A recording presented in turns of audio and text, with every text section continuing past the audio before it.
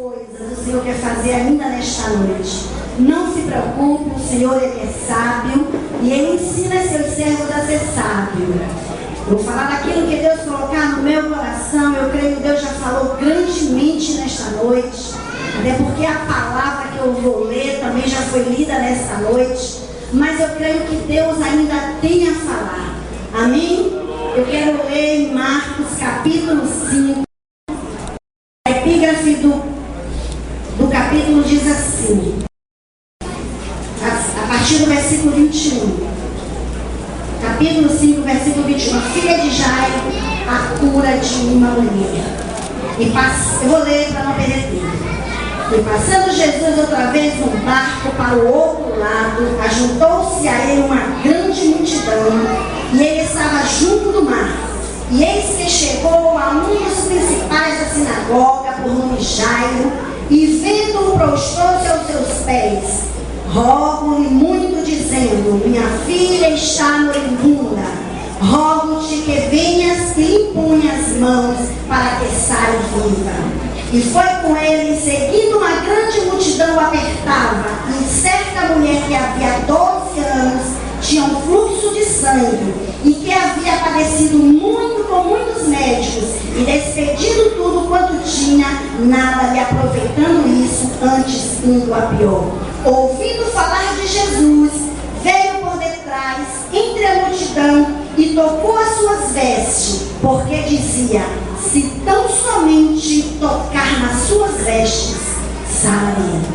Amém? Amém? Glória a Jesus. Deus tem cura nesta noite. Deus tem salvação nesta noite. Ele tem libertação nesta noite. Aleluia. A palavra de Deus diz que por onde Jesus está, alguma coisa tem que acontecer. E Ele está neste lugar. Aleluia. Irmãos, no livro de Levítico, no capítulo 15, lá descreve a situação das pessoas que tinham este mal, o fluxo de sangue. Mas o que me chama a atenção é que no livro de Marcos, no capítulo 5, o evangelista, ele se preocupou em mostrar neste capítulo 3 curas distintas, mas mostrando o poder de Deus. A cura do homem de Gadara, a legião de demônios, a cura da filha de Jairo e da mulher do fluxo de sangue. Aleluia. Mas eu quero me ater à mulher do fluxo de sangue, mas sabendo-se que essas curas, elas estão entrelaçadas, porque a Bíblia diz que quando Jesus ele expulsou aquela legião de demônios daquele homem, ele disse aos seus discípulos: vamos passar para o outro lado. Aleluia.